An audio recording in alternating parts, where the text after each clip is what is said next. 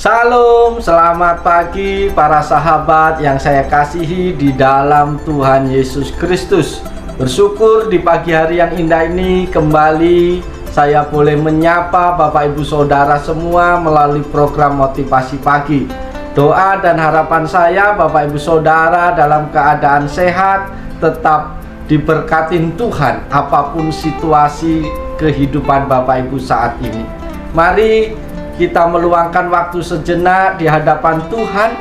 Sebelum kita beraktivitas, sebelum kita bekerja, mari kita kembali bersaat teduh, duduk diam di hadapan Tuhan, mendengarkan setiap perkataannya bagi kita. Firman Tuhan pada pagi hari ini terambil di dalam surat Efesus pasal 5 ayat yang ke-16 yang berbunyi demikian. Dan pergunakanlah waktu yang ada karena hari-hari ini adalah jahat. Amin. Bapak Ibu yang dikasihi oleh Yesus Kristus, waktu yang diberikan Tuhan kepada setiap manusia adalah sama, yaitu 24 jam dalam sehari.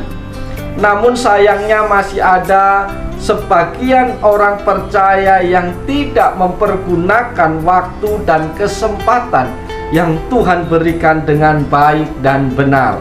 Hal ini dapat dilihat dari kehidupan mereka yang sama sekali tidak menghargai waktu yang diberikan Tuhan.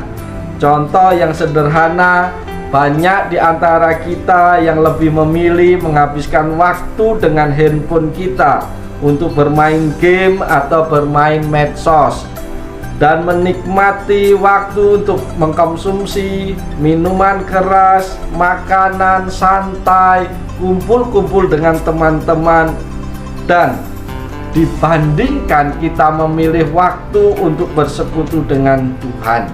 Tentu tindakan-tindakan tersebut sangatlah merugikan diri kita, baik secara jasmani maupun rohani. Oleh sebab itu Bapak Ibu yang dikasihi Tuhan, melalui kebenaran firman Tuhan pada pagi hari ini ada pelajaran penting yang dapat kita peroleh di dalamnya. Pelajaran apakah yang kita peroleh di pagi hari ini? Pelajaran yang pertama yang bisa kita peroleh adalah kesalahan mengelola waktu memberikan dampak buruk.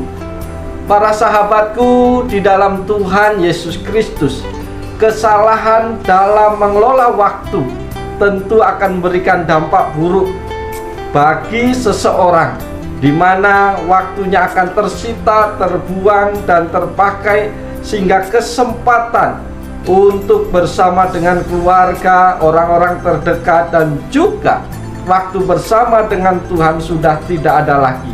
Padahal sebagian manusia yang diciptakan Tuhan seharusnya lebih banyak menghabiskan waktu dengan Tuhan. Karena itulah kewajiban kita untuk bersyukur kepada Tuhan yang telah memberikan waktu untuk kita menikmati kehidupan di dunia ini. Para sahabatku yang dikasihi Yesus Kristus, kalimat dalam bagian firman Tuhan yang kita baca tadi dibagi menjadi dua bagian. Bagian yang pertama adalah pergunakanlah waktu yang ada, dan bagian kedua adalah karena hari-hari ini adalah jahat. Mari kita perhatikan bagian kedua dari ayat tersebut diawali dengan kata karena. Ini menunjukkan kepada kita akan adanya akibat apabila kita tidak mempergunakan waktu yang ada. Itu artinya bahwa bagian firman Tuhan ini adalah peringatan bagi kita akan adanya potensi bahaya ketika kita tidak mempergunakan waktu dengan baik. Oleh sahabat-sahabatku yang dikasihi Tuhan, mari kita lihat dalam kehidupan kita, seberapa banyak waktu yang sudah kita sia-siakan berlalu begitu saja tanpa menghasilkan sesuatu yang bermanfaat dalam kehidupan kita. Itu pelajaran yang pertama yang kita peroleh dari bagian firman Tuhan ini. Pelajaran yang kedua yang kita peroleh dari bagian firman Tuhan adalah waktu adalah anugerah Tuhan yang sangat berharga. Waktu itu bukan hanya berbicara tentang detik, menit, jam, hari, atau durasi.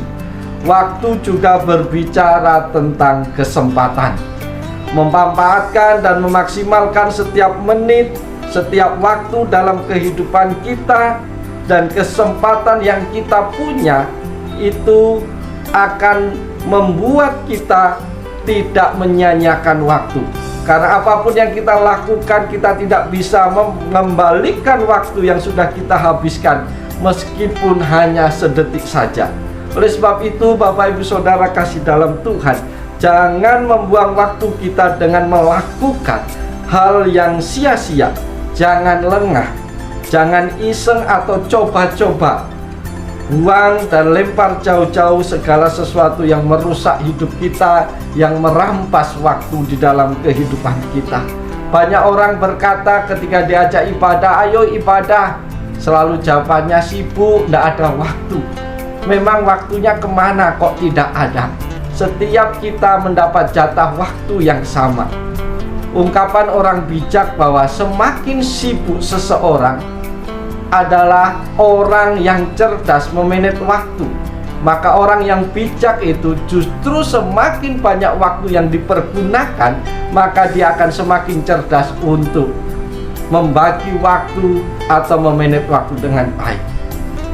Orang yang nggak bekerja keras, yang nggak sibuk adalah orang yang bodoh mempergunakan waktu. Oleh sebab itu, Bapak Ibu Saudara kasih dalam Tuhan, kalau waktu itu adalah anugerah Tuhan yang berharga, mari kita pergunakan dengan sebaik-baiknya. Jangan kita buang, jangan kita sia-siakan, karena kita tidak akan pernah dapat mengulang kembali segala kesempatan-kesempatan yang Tuhan beri. Oleh sebab itu, Bapak Ibu kasih dalam Tuhan, kembali di pagi hari ini kita diingatkan bahwa setiap detik, setiap waktu yang kita pergunakan, pada akhirnya Tuhan meminta pertanggungjawaban dalam hidup kita. Oleh sebab itu, ketika kita diminta pertanggungjawaban oleh Tuhan, maka jangan sia-siakan setiap menit yang kita miliki. Pergunakan untuk memuliakan Tuhan, pergunakan untuk bekerja, pergunakan untuk melakukan hal-hal yang Tuhan berkenan. Lakukan kebaikan, maka engkau akan menikmati anugerah-anugerah Tuhan di dalam hidupmu. Itu pelajaran yang kedua yang kita peroleh. Pelajaran yang ketiga yang kita peroleh di pagi hari ini adalah cara menggunakan waktu dengan benar.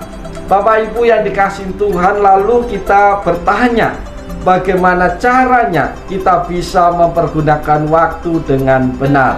Efesus 5 ayat 17 mengatakan, sebab itu janganlah kamu bodoh, tetapi usahakanlah supaya kamu mengerti kehendak Allah. Amin.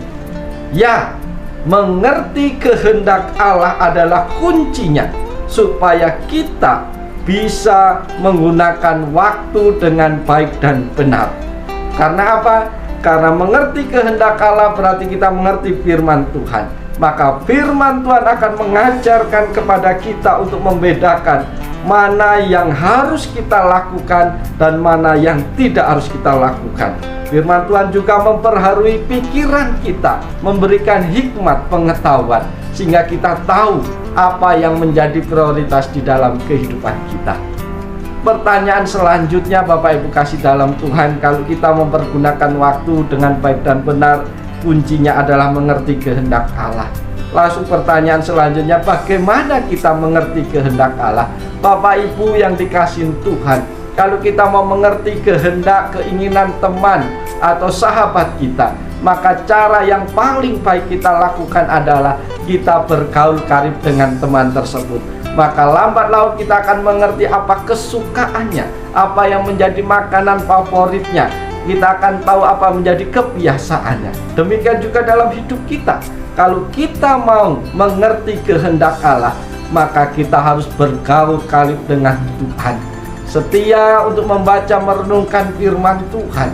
Setia di dalam jam doa-doa kita, persekutuan pribadi kita dengan Tuhan. Maka Tuhan akan menunjukkan kehendaknya kepada kita, baik lewat firman-Nya, lewat Roh Kudus, bahkan banyak cara yang Tuhan bisa pakai sehingga kita mampu mengerti kehendak Tuhan. Oleh sebab itu, Bapak Ibu Saudara yang dikasihi Tuhan Yesus Kristus, jangan sia-siakan waktu yang ada dalam kehidupanmu.